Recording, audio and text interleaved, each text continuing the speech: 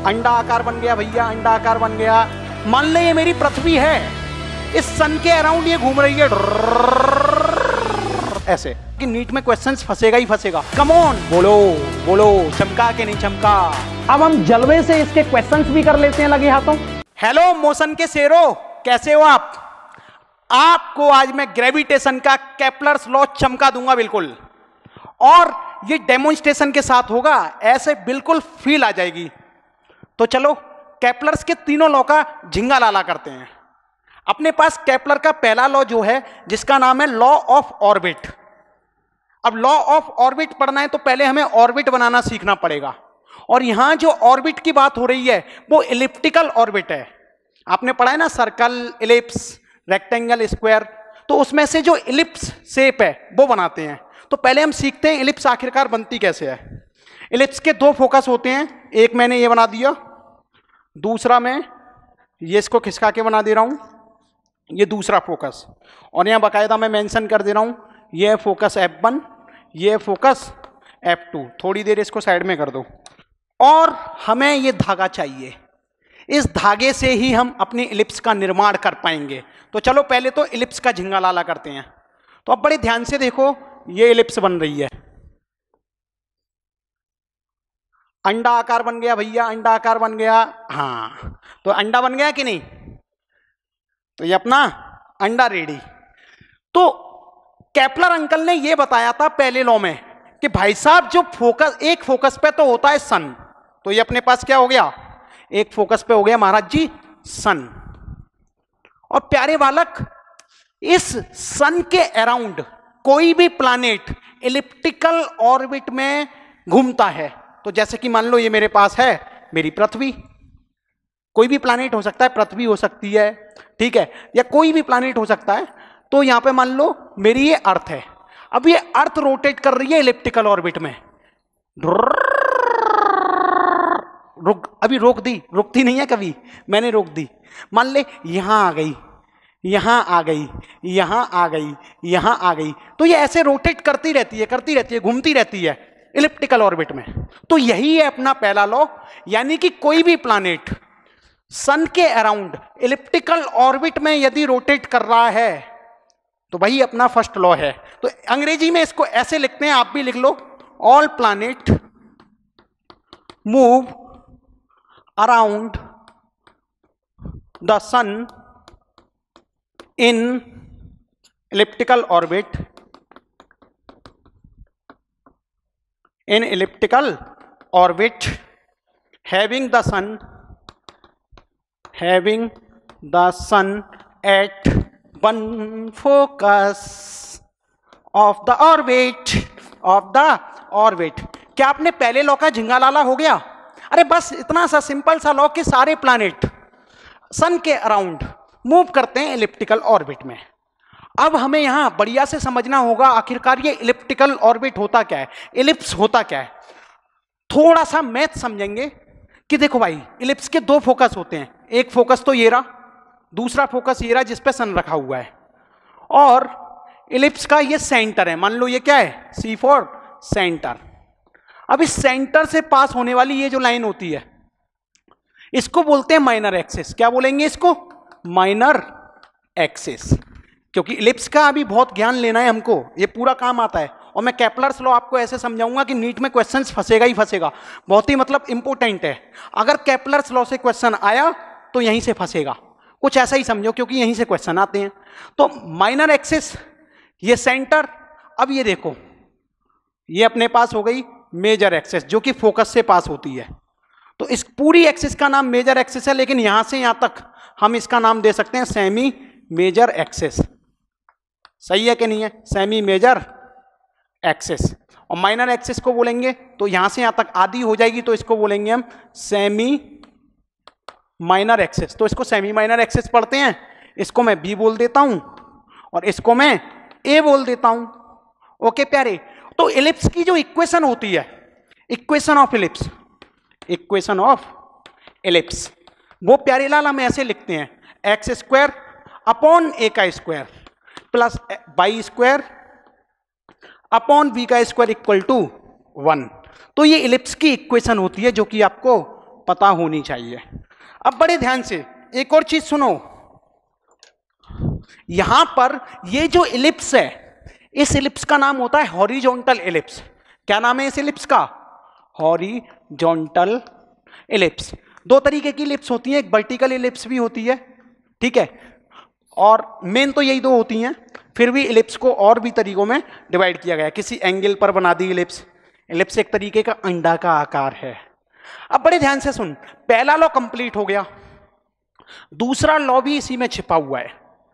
यहां पे समझने वाली बात क्या है, जब हम सेकंड लॉ पढ़ेंगे तो केपलर्स का सेकंड लॉ, और जो केपलर का सेकंड लॉ है वो एरियल वेलोसिटी के बारे में बताता है। किसके बारे में बताता है? Areal velocity. अभी मास्टर एरियल वेलोसिटी क्या बोला है, और यही लॉ बताता है, या इसी लॉ के कारण हम जान पाते हैं कि घूमती हुई चीज का, जैसे कि यहां पे ये जो अर्थ या कोई भी प्लैनेट रोटेट कर रहा है, मान लो मरकरी है ना, घूम रहा है, तो यहां पे एंगुलर मोमेंटम कंजर्व रहेगा।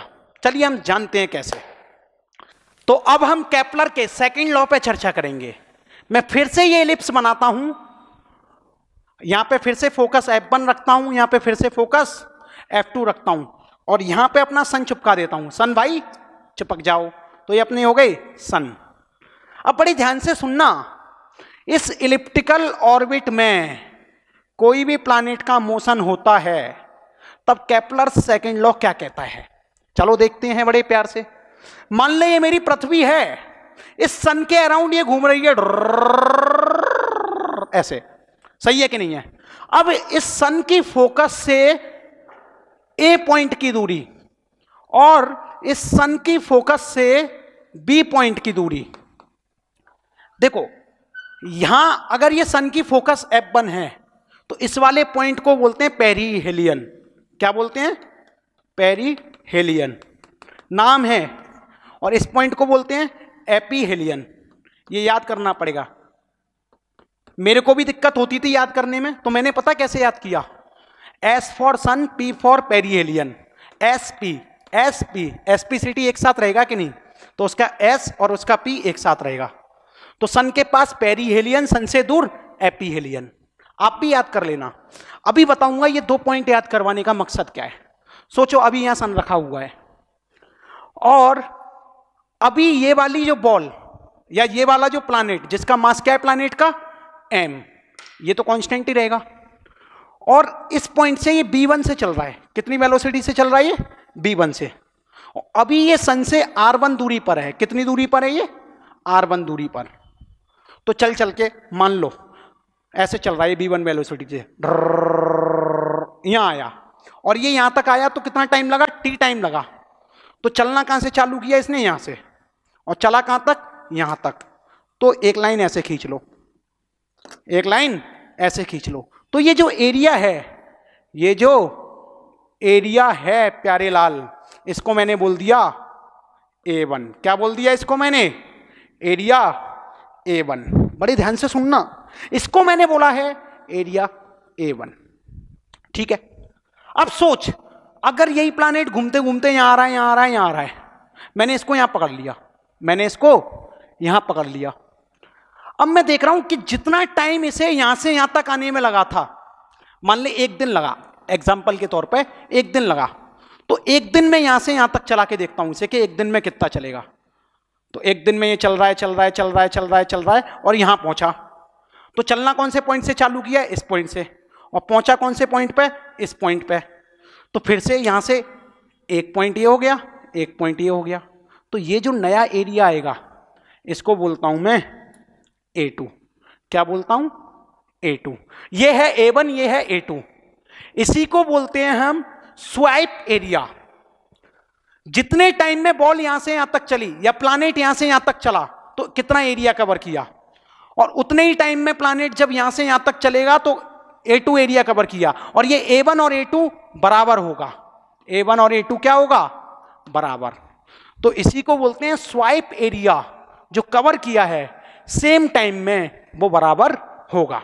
अब बड़े ध्यान से सुन, अब बड़े ध्यान से सुन, ये A2 और यहां से यहां तक की दूरी कितनी ली हमने, r2, क्योंकि इस पॉइंट पर वेलोसिटी कुछ और होगी, वहां पे v1 है, यहां पे मैं मान लेता हूं कि v2 होगी, इसकी प्लैनेट की वेलोसिटी यहां पे क्या होगी, v2। तो बड़े सोचने वाली बात है कि यदि a1 इक्वल टू a2 है तो एरियल वेलोसिटी क्या होगी। जैसे डिस्प्लेसमेंट में तुम टाइम का डिवाइड लगाते हो तो वो डिस्प्लेसमेंट वेलोसिटी होती है, ऐसे ही जब एरिया में तुम टाइम का डिवाइड लगा देते हो dA upon dt, dA2 upon dt, तो वो एरियल वेलोसिटी कही जाती है। क्या कही जाती है प्यारे लाल, एरियल वेलोसिटी। तो ये वाली जो एरियल वेलोसिटी है, इसका मतलब ये हुआ कि कितने टाइम में, मान ले 1 सेकंड में जो एरिया स्वैप हुआ है इधर, और 1 सेकंड में जो एरिया यहां पे स्वैप हुआ है, वो एरिया दोनों इक्वल होंगे। और कहने का मतलब ये है, तुम बड़े ध्यान से सोच, तुम बड़े ध्यान से सोचो कि जो एरिया है वो क्या होता है, एरिया क्या होता है, चलो बताओ। मैं तो मान के चल रहा हूं कि ये लगभग ट्राइंगल है, ये लगभग क्या है, ट्राइंगल। तो A1 इक्वल टू A2 है, ये बात हम समझ गए हैं, और ये बात मैं आपको प्रूफ भी करके दिखा देता हूं। चलो पहले तो ये बताओ A1 कैसे लिखेंगे, यहां से यहां तक का एरिया कैसे लिखेंगे, ये बताओ। ये कहीं ना कहीं ट्राइंगल दिख रहा है आपको, सही है कि नहीं है, और ये वाली दूरी जो है वो है R1। तो ट्राइंगल का एरिया क्या होता है, बोलो जल्दी से, अरे बोल दो, हाफ बेस इंटू हाइट। तो बेस को मान लो तुम R1,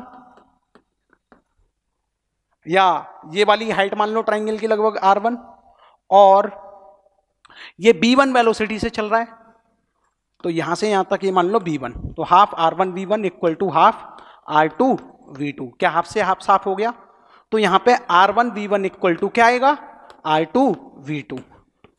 तो इस बात से क्या समझ में आ रहा है आपको कि ये जो दूरी है R1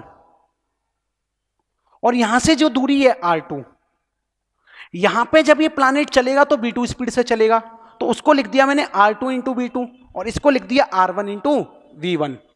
तो यही जो एरियल वेलोसिटी होती है यहां पे, सही मायने में तो उसका सूत्र यही होता है। तो जो एरियल वेलोसिटी है R1 V1 equal to R2 V2, दोनों बराबर होंगी। क्या होंगी, दोनों बराबर होंगी। कहने का मतलब यह है कि यहां पे RB जो है कांस्टेंट होता है, क्या होता है, कांस्टेंट, और B is inversely proportional to R होता है। यही बताता है आपका सेकंड लॉ। सेकंड लॉ कहता है कि सन से जितना दूर प्लैनेट होगा, यानी कि R जितना बड़ा होगा, वेलोसिटी उस प्लैनेट की उतनी छोटी होगी।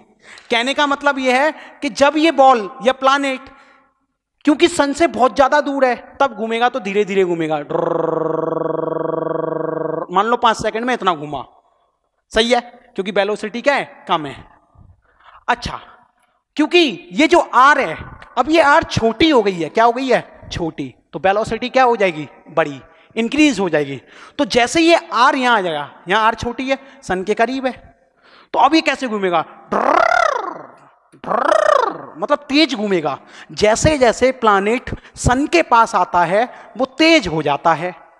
समझ में आया कि नहीं। तो मेन बात जो याद करने की है वो ये बात है बस कि R1 V1 equal to R2 V2। इसका मतलब क्या हुआ, R भी जो होगा वो कांस्टेंट होगा, यानी कि वेलोसिटी जो है inversely proportional to R। Planet के पास, सन के पास जैसे जैसे प्लैनेट पास आता जाता है उसकी स्पीड और तेज होती है। तो पेरिलियन का मतलब क्या हुआ, एक ऐसा पॉइंट जिस पॉइंट पे प्लैनेट की स्पीड सबसे मैक्सिमम है। पेरिलियन का मतलब क्या हुआ, एक ऐसा पॉइंट जिस पॉइंट पर प्लैनेट की स्पीड सबसे मैक्सिमम है। एपिलियन का मतलब क्या हुआ, एक ऐसा पॉइंट जिस प्लैनेट पे स्पीड जो होती है प्लैनेट की वो मिनिमम होती है। कम ऑन, दोबारा बोलो मेरे साथ। पेरिलियन वो पॉइंट होता है जिस पॉइंट पर प्लैनेट की स्पीड मैक्सिमम होती है। एपिलियन वो पॉइंट होता है जिस पॉइंट पर प्लैनेट की स्पीड मिनिमम होती है। आप समझ गए, और ये वाला रिलेशन आपको याद रखना है। और एक और चीज से सीख सकते हैं ये बात बड़े बढ़िया तरीके से, क्योंकि हम जानते हैं कि एक्सटर्नल टॉर्क क्या होता है, 0। अरे भैया मैं धक्का देने थोड़े ही जा रहा हूं, प्लैनेट को अपने आप घूम रहा है कि नहीं, और घूम किसकी वजह से रहा है, ग्रेविटेशनल फोर्स की वजह से।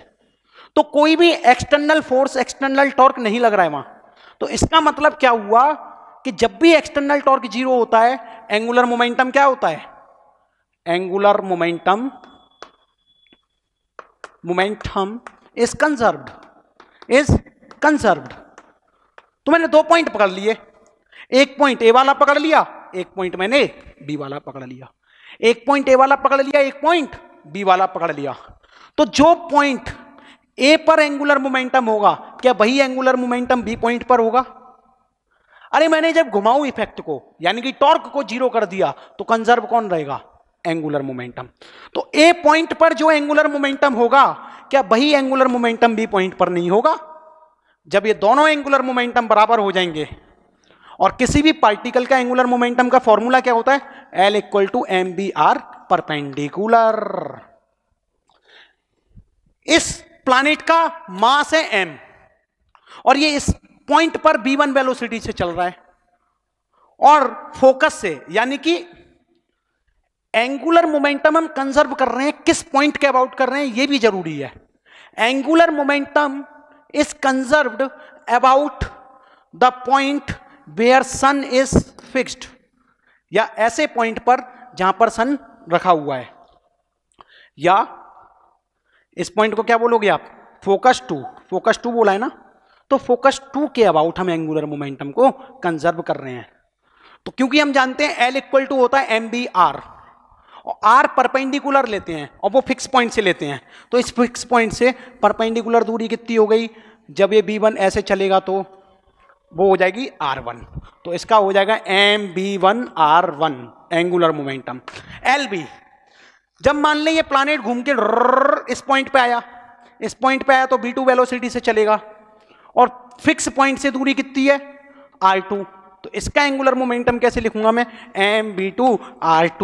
बोलो चमका के नहीं चमका, किया जिंगा लाला, अरे M से M काट दो ना, तो B1 R1 equal to V2 R2, बचा कि नहीं बचा? तो यही तो है आपका सेकंड लॉ, एरियल वेलोसिटी, यही बताता है कि एंगुलर मोमेंटम जो है यहाँ पे कंजर्व रहेगा क्योंकि एक्सटर्नल टॉर्क जीरो है। और केपलर अंकल ने भी यही बताया कि जैसे जैसे सन के करीब कोई भी प्लैनेट आता है उसकी वेलोसिटी कम हो जाती है, बढ़ जाती है। तो ये रिलेशन आपको याद रखना है, इसके ऊपर क्वेश्चन आते हैं। अब चलो चुटकी बजाते ही थर्ड लॉ सीख लेते हैं। थर्ड लॉ कौन सा लॉ सीखेंगे अब हम, थर्ड लॉ सी वाला, केपलर्स थर्ड लॉ, और बड़े ध्यान से समझेंगे। ये जो थर्ड लॉ है ना, ये टाइम के बारे में बताता है। किसके बारे में बताता है प्यारे लाल, टाइम के बारे में। अब मैं थोड़ा सा एक अजम्पशन लेता हूं कि मान लो ये मेरा सन सेंटर में रखा हुआ है और प्लैनेट यहां पे रिवॉल्व कर रहा है। पहले समझो, अजम्पशन से समझो, फिर से मैं आपको इलिप्स के ऑर्बिट पे ले आऊंगा। तो मान लो ये मेरा सन रखा हुआ है, ये मेरा प्लैनेट है, और ये दूरी कितनी है r, कितनी है दूरी r। तो कहने का मतलब ये है कि अगर ये पृथ्वी या कोई भी मरकरी या और कोई प्लैनेट इसके चक्कर लगा रहा है सन के, तो वो किसकी वजह से लाएगा, ग्रेविटेशनल फोर्स की वजह से।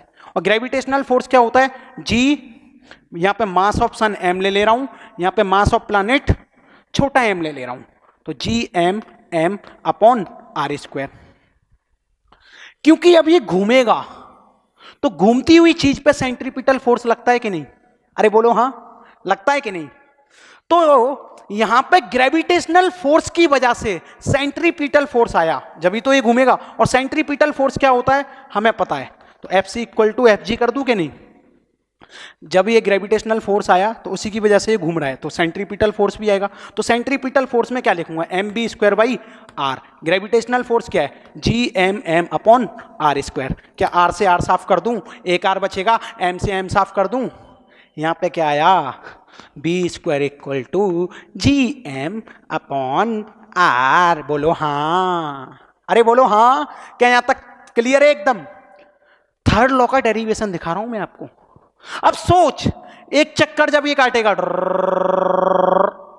वापस यहीं आ गया, तो कोई भी प्लैनेट अगर एक चक्कर काटता है तो उसी को तो बोलते हैं हम टाइम पीरियड। क्या बोलते हैं, टी यानी कि टाइम पीरियड। सही है कि नहीं है। तो एक चक्कर काटने में 2πr होता है। अरे कितना डिस्टेंस कवर किया? 2πr। तो इसकी स्पीड क्या लिखोगे आप?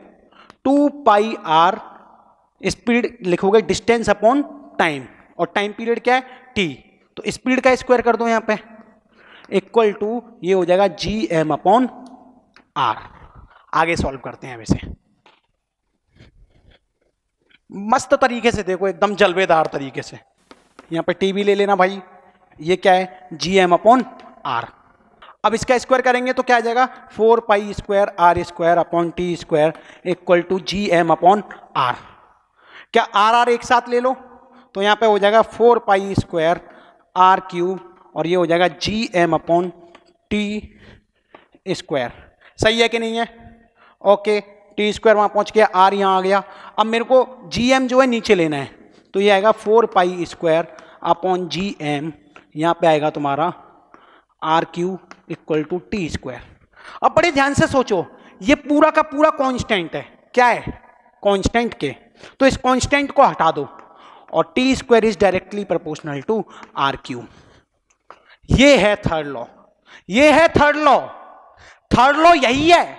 और ये तीसरा लॉ कहता है कि भैया कोई भी प्लैनेट अगर सन के अराउंड घूम रहा है ढर्र ढर्र ढर्र, तो उसका जो टाइम का स्क्वायर होता है वो डायरेक्टली प्रोपोर्शनल होता है रेडियस के क्यूब के। या क्योंकि यहां रेडियस तो संभव नहीं है, यहां तो ये सेमी मेजर एक्सिस है r1, तो r की जगह हम क्या ले सकते हैं? अगर मान लो कोई ऑर्बिट इलिप्टिकल है, अगर मान लो कोई ऑर्बिट इलिप्टिकल है, तो इलिप्टिकल ऑर्बिट के लिए मैं इसको ऐसे भी लिख सकता हूं कि T square is directly proportional to A cube, और यहां पे ए रेडियस की जगह ये क्या हो जाएगा? Semi major axis. तो कोई गलती करने के चांसेस नहीं होने चाहिए। फील आया कि नहीं आया? अब बड़े मजे से सीखो, इसके ऊपर हम क्वेश्चंस करने वाले हैं।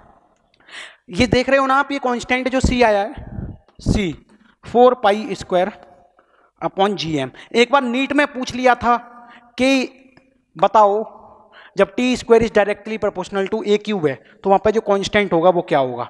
तो वो आंसर होगा ये। याद नहीं करना, ये डेरिवेशन का जो छोटा सा कॉन्सेप्ट है वो माइंड में रखना है। चलिए अब हम कुछ क्वेश्चंस की प्रैक्टिस कर लेते हैं जिससे हमें ये चीज एकदम क्लियर हो जाए। तो अभी हमने केपलर्स लॉ का कॉन्सेप्ट पढ़ा, अब हम जलवे से इसके क्वेश्चंस भी कर लेते हैं लगे हाथों।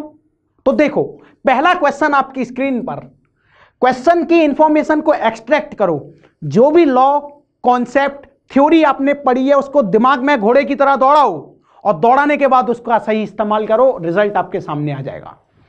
पहला प्रश्न क्या कहता है? A planet is revolving round the sun in an elliptical orbit as shown in figure, select correct alternative. और ये आपके सामने चार ऑप्शन है। पहला ऑप्शन है its total energy is negative at D, its angular momentum is constant, net torque on the planet about sun is 0। अगला option है linear momentum of the planet is conserved. आपको अगर ये क्वेश्चन समझ में आया हो और इसके आंसर समझ में आए हो तो कमेंट में टाइप कर देना, मैं आपको समझाता हूं। हमने पढ़ा कि भैया अपना सन मान लो यहां पे ये प्लैनेट खूब दौड़ रहा है घोड़े की तरह, ठीक है, इलिप्टिकल ऑर्बिट में। अब पहला प्रश्न का ऑप्शन है its total energy is negative at D. तो मैं आपको बता दूं, ये बात आप याद कर लेना कि ये ऑप्शन सही है। और क्यों याद करना? सोचो, इलेक्ट्रॉन जब भी घूमता है गोल गोल, ठीक है, तो बंध के घूमता है न्यूक्लियस से। यहां पे सन से प्लैनेट बंध के घूम रहे हैं, यानी कि कोई भी चीज किसी भी प्लैनेट से बंध के घूम रही है, मस्त घूम रही है। तो इसका मतलब यह है कि इसकी एनर्जी नेगेटिव होगी। एनर्जी, टोटल एनर्जी क्या होगी इसकी? नेगेटिव। एक मिनट में है ना, कलर चेंज कर लेता हूं यहां पे। टोटल एनर्जी क्या होगी पैरेलल? नेगेटिव। जब टोटल एनर्जी नेगेटिव होगी तभी वो बंध के घूम पाएगी, ये बात याद रखना। तो ये पॉइंट आप याद कर लो, वरना न्यूक्लियस वाले चैप्टर में आपने पढ़ाई होगा, ये बढ़िया तरीके से पढ़ लेना। और आगे देखो, it's angular momentum is constant, it's angular momentum is constant. हाँ, केपलर्स का दूसरा लॉ हमने पढ़ा है उसमें कि भैया जब भी कोई प्लैनेट मस्त घूम रहा है सन के अराउंड तो वहां पे क्या चीज कांस्टेंट है या क्या चीज कंजर्व्ड है? Angular momentum. Angular momentum conservation का मतलब क्या है कि जो L1 है वो L2 के बराबर है, यानी कि वो क्या है, कांस्टेंट। तो क्या ये वाली बात भी अपनी सत्य है? तो यहाँ पे बी ऑप्शन भी ठीक है। अब सोचो, एक ऑप्शन सही नहीं है यहाँ मैंने क्या पूरा आपको थ्योरी समझाने के लिए लिख रखा है। C option, net torque on the planet about the sun is 0। Angular momentum जब भी कंजर्व रहेगा जब सन के अबाउट टॉर्क 0 रहेगा, क्योंकि ये कब कंजर्व रहता है, जब एक्सटर्नल टॉर्क किसी भी फिक्स पॉइंट के अबाउट क्या होना चाहिए, 0। तो क्या सी वाला ऑप्शन भी सही है? सत्य है, एकदम सत्य है। Linear momentum of the planet is conserved, ऐसा बिल्कुल भी सत्य नहीं है, क्योंकि कंजर्व क्या रहेगा, केवल और केवल एंगुलर मोमेंटम। आपको ये प्रश्न एकदम चमका, मजे आए, स्क्रीनशॉट ले सकते हो। आगे देखो, Kepler's second law is a consequence of. Kepler's second law किसका कारण है? तो 4 ऑप्शन है। कंजर्वेशन ऑफ काइनेटिक एनर्जी, नहीं, बिल्कुल सत्य नहीं है, क्योंकि काइनेटिक एनर्जी के बारे में मैंने कोई जिक्र नहीं किया अभी ग्रीन बोर्ड पे।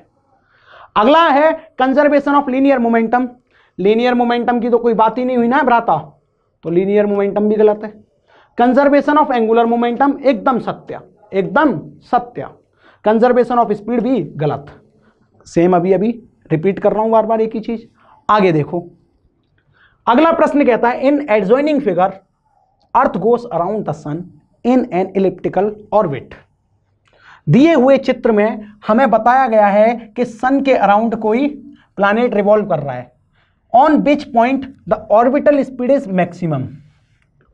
तो उस प्लैनेट की ऑर्बिटल स्पीड किस पॉइंट पर मैक्सिमम होगी?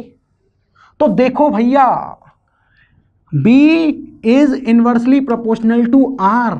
ये बात हमें एरियल वेलोसिटी यानी कि सेकंड लॉ, ऑर्बिट के सेकंड लॉ से पता चली, केपलर के सेकंड लॉ से पता चली।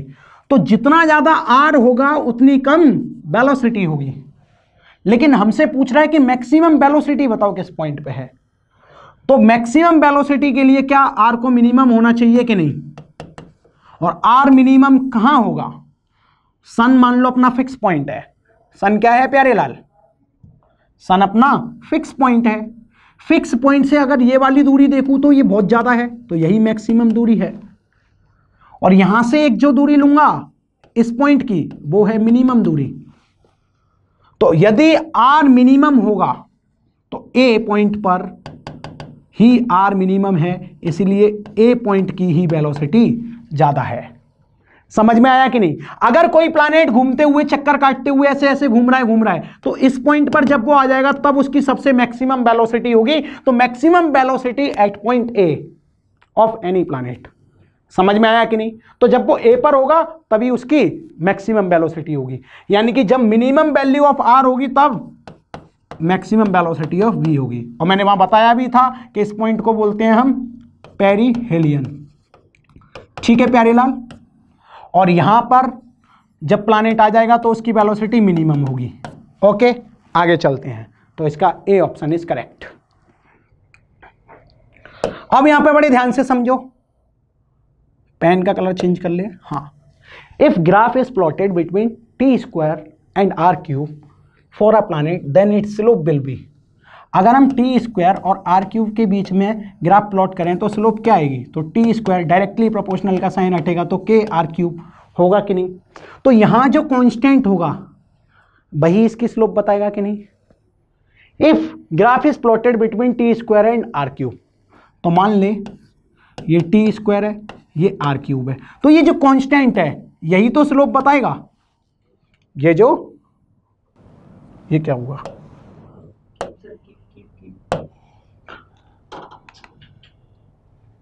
बढ़ाना से होगा ये, यहां से ओके, पलटते जाओ सर। हाँ, तो यहां पे जो कांस्टेंट के है वही स्लोप है। और स्लोप कैसे निकालेंगे? वैसे तो मैंने अभी निकाल के बताई थी, पर आप बड़े ध्यान से सोचो।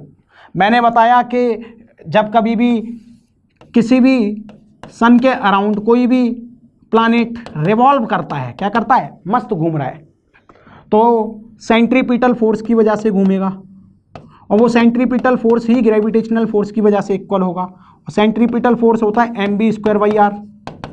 और ग्रेविटेशनल फोर्स होता है Gm/m/r²।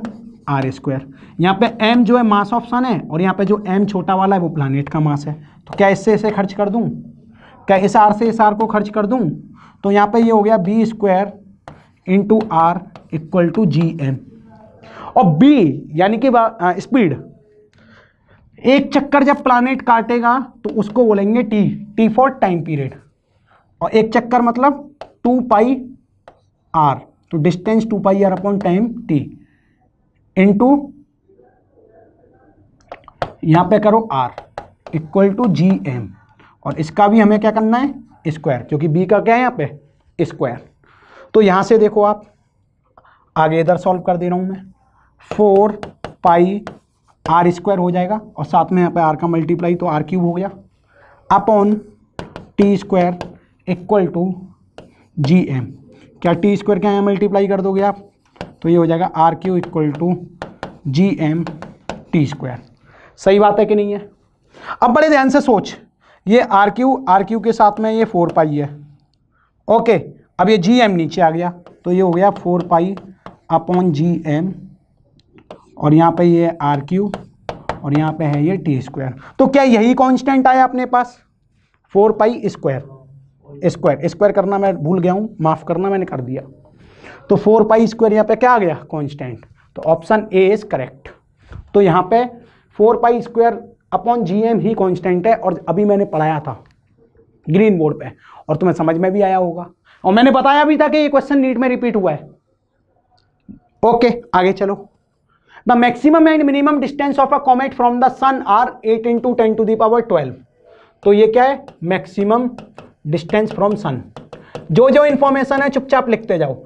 एंड 1.6 × 10⁻12, तो मिनिमम डिस्टेंस कितनी है, 1.6 × 10⁻12 मीटर। आगे बोल रहा है if its velocity when it is nearest to the sun is 60 metre per second. जब वो सन के पास है तो उसकी वेलोसिटी क्या है, 60 मीटर/सेकेंड। खेला देखो क्या हो रहा है, ये अपना पास सन है, ये इलिप्टिकल ऑर्बिट में कोई प्लैनेट भी रिवॉल्व कर रहा है। जब ये प्लैनेट सन के पास आता है तब ये जो डिस्टेंस होगी वो क्या होगी, मिनिमम डिस्टेंस। और इस केस में जो वेलोसिटी v1 है वो कितनी दे रखी है, 60 मीटर/सेकेंड। खेला समझो। आगे बोल रहा है then what will be its velocity in metre per second when it is fastest. यानी कि जब ये प्लैनेट सन से बहुत ज्यादा दूर हो, तब बताइए उसकी वेलोसिटी क्या होगी। तो मेरे चुलबुले आप यहां ध्यान से देखो, जब ये प्लैनेट यहां पे होगा, बिल्कुल इस जगह होगा, तभी तो बहुत ज्यादा दूर होगा, क्योंकि यही है वो दूरी जो आरमैक्स पढ़ते हैं। तो इस कंडीशन में ये ऐसे जाएगा, तो इसकी जो वेलोसिटी v2 है वो क्या होगी, according to second law of Kepler's. हम जानते हैं कि r1 v1 इक्वल टू क्या होता है, r2 v2। r1 बोले तो v1 क्या है, 60, और यहीं पे ये r1 क्या है, r मिनिमम। r मिनिमम कितना दे रखा है, 1.6 × 10⁻12, ओके, इक्वल टू r2 बोले तो मैक्सिमम, r मैक्स की वैल्यू कितनी दे रखी है, 8 × 10⁻12, और यहां से v2 निकाल लो। ये मर गया, ये इससे 0.2 बार कट गया, 0.2 × 60 कितना हुआ, 12 हुआ, तो 12 मीटर/सेकेंड। आंसर को टिक कर दो। Option A is correct. एकदम जलवेदार तरीके से सीखे आप कैसे हमने सेकंड लॉ के ऊपर क्वेश्चन दिया, केपलर के सेकंड लॉ के ऊपर। आगे चलते हैं, एक और क्वेश्चन करते हैं बड़े बढ़िया तरीके से। पहले प्रश्न को पढ़ते हैं फिर समझते हैं। The figure shows elliptical orbit of a planet m about the sun s. The shaded area SCD is twice the shaded area SAB. If T1 is the time for the planet to move from C to D, देखो भैया चित्र में ही दे रखा है, ये S सन दे रखा है, ये M मास का प्लैनेट दे रखा है, और बोला है कि द शेडेड एरिया SCD, ये SCD is twice the shaded area SAB। ठीक है, तो जो शेडेड एरिया SCD है, एस सी डी, वो क्या है? The shaded area S C D is twice the shaded area of S A V. सही है, इसका ये दुगना है। फिर कहता है if T1 is the time for the planet to move from C to D, अगर सी से डी में मूव कर रहा है तो प्लैनेट को कितना टाइम लग रहा है? T1। And T2 is the time to move from A to B, और ए से बी पर मूव करने में कितना टाइम लग रहा है? T2। तो अब ये बताओ कि टाइम का रिलेशन क्या होगा? तो हमने बिल्कुल साफ साफ पढ़ा था कि देखो भैया, इक्वल टाइम में इक्वल स्वाइप करेगा एरिया। अब हमें पता चल गया कि ये एस ए वी वाला जो एरिया है और ये जो एस सी डी वाला एरिया है, एस सी डी जो है एस ए वी के 2 टाइम्स इक्वल है। तो बड़ा वाला एरिया कौन हुआ? इसको कलरफुल कर लेते हैं थोड़ा सा। हाँ यार, तो बड़ा वाला एरिया ये हुआ कि नहीं हुआ? S D A. तो इस वाले को दुगना टाइम लगेगा कि नहीं? जैसे कि मान लो इसको टाइम लग रहा है एस सी डी को T1 और एस ए बी को लग रहा है T2, और बड़ा वाला एरिया कौन है? ये। तो इसको टाइम लगेगा 2 टाइम्स ऑफ T2। समझ में आया कि नहीं? तो T1 इक्वल टू क्या होना चाहिए? 2 टाइम्स ऑफ T2। चलो चेक करते हैं ऑप्शन कौन सा है। T1 equal to 2 times of T2। तो डी वाला सही है, ए भी गलत हो गया, बी भी गलत हो गया, सी भी गलत हो गया। ऐसे ही डेमोन्स्ट्रेशन के साथ अगर आप टॉपिक को मारना चाहते हो और फिर उसे दिमाग में बसाना चाहते हो तो मेरे साथ फिजिक्स पढ़िए, मजे से आनंद उठाइए। आपको मैं ऐसे ही मिलता रहूंगा। आप कमेंट में जरूर बताइए कि समझ में आया कि नहीं आया। चलिए बाय, थैंक यू।